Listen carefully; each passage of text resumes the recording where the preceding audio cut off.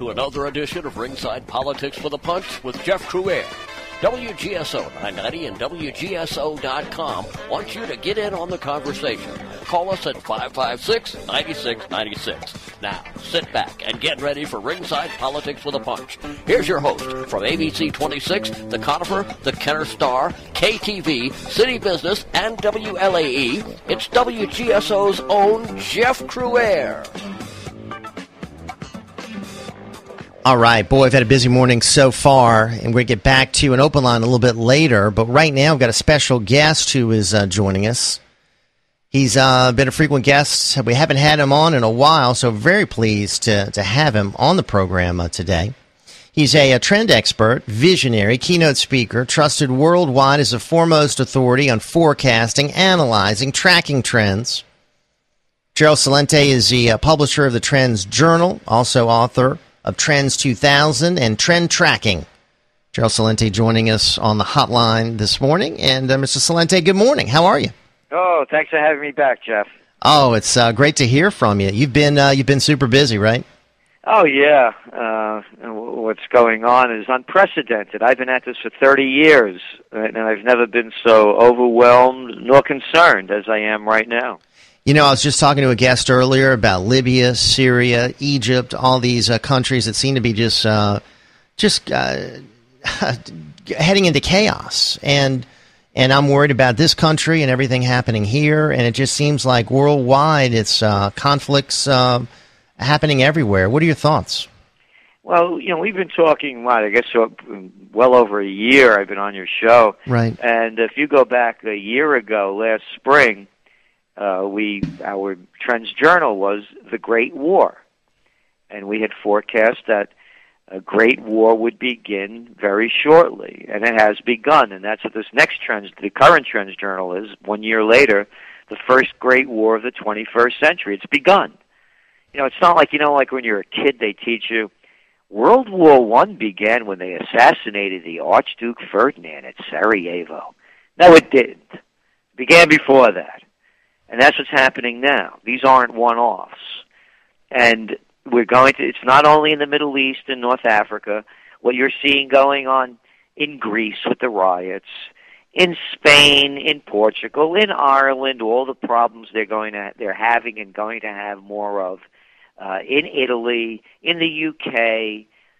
My line, you've heard me say before, when people lose everything and have nothing left to lose, they lose it.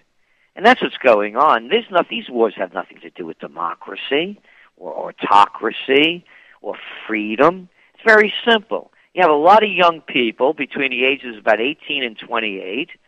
They have university degrees in worthlessness. They're living, if you're an Egyptian, on average $10 a day, lower if you look at somebody else's numbers. Mm-hmm. Food prices and the cost of everything is skyrocketing, and they're not stupid. Here's the deal. The pigs at the top are taking everything. They like to call it corruption.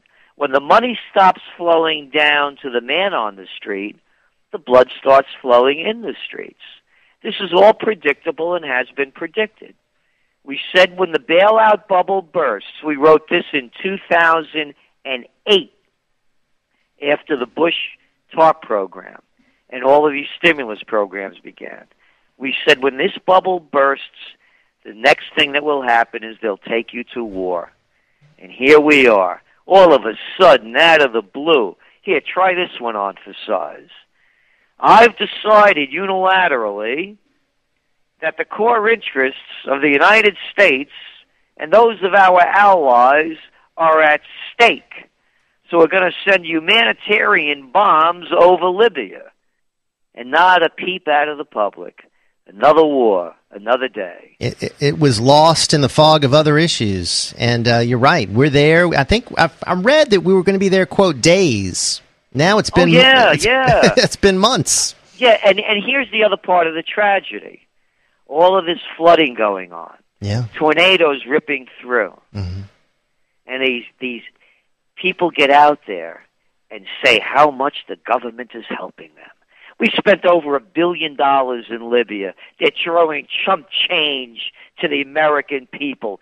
treating them like beggars on the streets as they lose everything. They don't care about this country.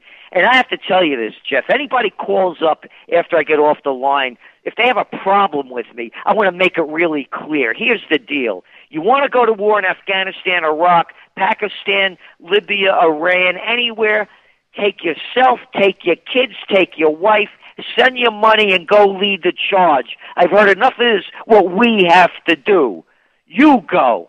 Get out of the White House onto the White Horse. All you big-mouth politicians over there in Louisiana, your senators and congressmen that say what we have to do, go. You need somebody to do the laundry over there, clean the floors. We're sending military contractors now. You have people doing deals. Go fight on the front lines. Go treat the wounded. And send your money. I don't want to spend another dime. You know, you make a great point. How much money is all this costing? And then there's a debate about, well, we got to keep funding Pakistan, got to keep spending billions in foreign aid there. I don't want my money going anywhere. And I'm tired of these people telling me what I have to do and what I have to believe. They're losers. They're losing in Afghanistan. They're losing in Iraq. Oh, isn't it wonderful, 90 people got blown up today in Pakistan? Right. They're losers. We're listening to losers. The same jerks that we hated in high school and college that wanted to be class president and head of the student council are now telling us what's good for us. I just had a caller tell me that Barack Obama's approval rating is now soaring because of the Osama bin Laden killing, and saying that my comments that the poll was not accurate were off target, and I was just complaining because I don't like Obama. But your thoughts on the whole Osama bin Laden story, and of course what today is the first and what they promise to be a series of retaliations? Again, I don't tell people what to believe. Our motto at the Trends Journal is think for yourself. All right, here's the story. Yeah, we got him, and now we fit him with these cement shoes, and now he's sleeping with the fishes. And it was really a wicked firefight that went on for 40 minutes. And he used his wife as a human shield. And the story keeps changing. Here's the real story. Go back 4 days before this thing. And Osama bin Laden has been dead, metaphorically or for real. He didn't count for anything. Who was talking about Osama bin Laden before this? Nobody. No one. Yeah. Even George Bush put him away. He wasn't even dealing with it. So here's what's going on, Jeff.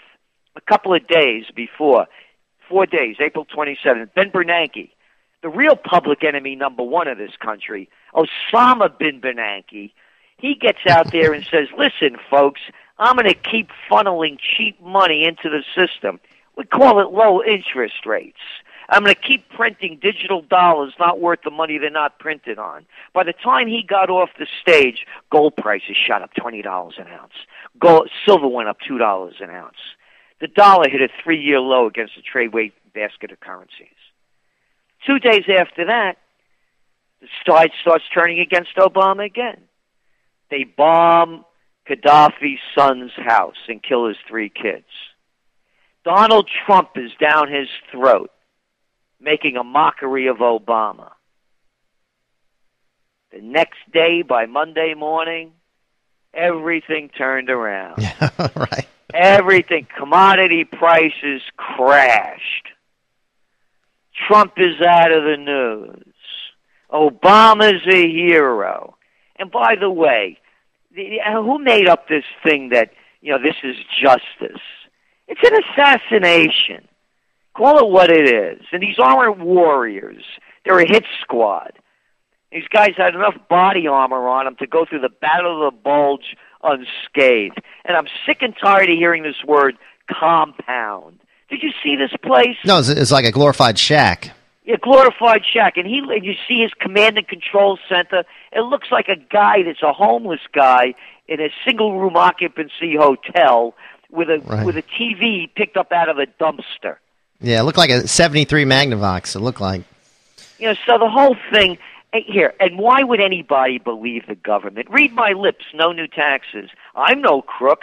I didn't have sex with that woman, Monica Lewinsky. I smoked, but I didn't inhale. Saddam Hussein has weapons of mass destruction.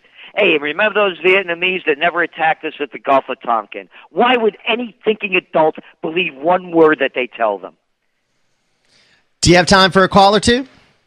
I have time for one All call. right, let's squeeze in one. It's Gerald Celente with us, trendsjournal.com, and James is with us. Hey, James, good morning, sir. How are you? Good morning, Jeff, and hello to your guests. I'll try to make this quick. Mr. Celente, something that I don't understand is this Chicago Mercantile Exchange being able to raise these margin requirements. I think for silver, it was something like 5, I think, within a 10-day period. I could be a little off there, and then they raised the margin requirement on oil.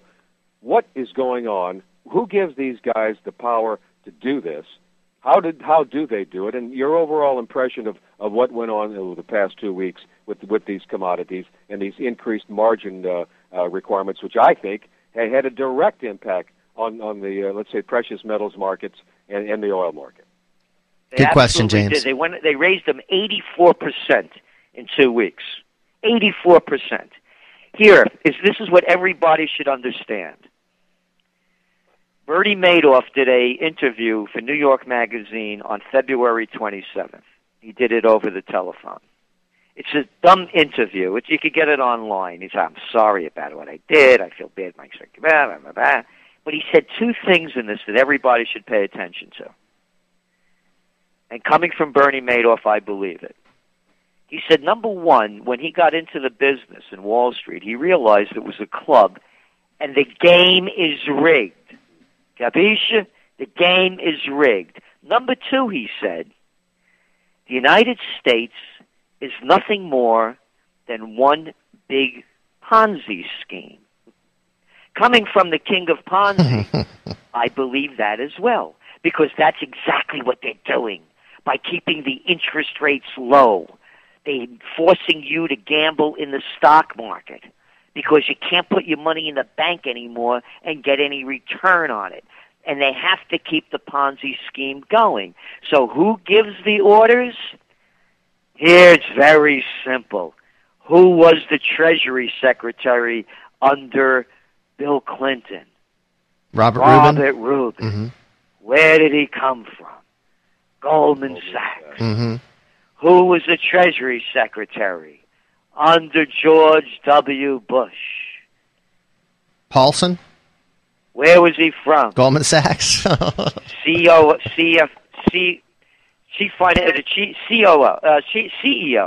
Chief Executive Officer of Goldman Sachs, walks out of the door of Goldman Sachs and into the Treasury Department. And then Timothy Geithner. Who did Obama just bring in as his new head of the chief of staff? He got rid of Rahm Emanuel. William Daley. Mm-hmm. And where's William Daley from? The vice chairman of J.P. Morgan Chase. Mm-hmm. Are you insinuating, Mr. Celente, that just because these people come from the high offices of these criminal organizations, that there's collusion going on? I mean, what 2-year-old could buy this story? Can't you see what's going on? Wall Street has hijacked Washington. This isn't socialism. The merger of state and corporate powers, by definition, according to Mussolini, who knew the definition very well, is called fascism. And fascism has come to America. It's not only at the TSA, it's at your bank. It's everywhere. The game is rigged. And for people to do something about it, they've got to do what? Because it looks like the political game is rigged. It is rigged. Remember, Jeff, remember the great historic midterm elections we just had? Right. You voted for the Gambinos or Bananos. And then people, I'll tell you, there's a great Hindu saying, when the student's ready, the teacher will appear. The people have to get ready. They have to start finding the truth within themselves. They have to get strong physically, emotionally, and spiritually.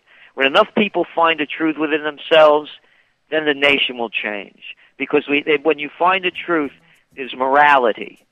And right now we're an immoral nation. It's a rip-off from the top to the bottom, from the corporations ripping the country off to the person, gaming the welfare system or trying to get a free ride on disability. So until this nation gets in a different direction, we're doomed. It will continue. Gerald Celente, really appreciate your time. Look forward to doing it again very soon. Our friend from the trendsjournal.com, always fascinating to discuss what's going on across the world with Gerald Celente.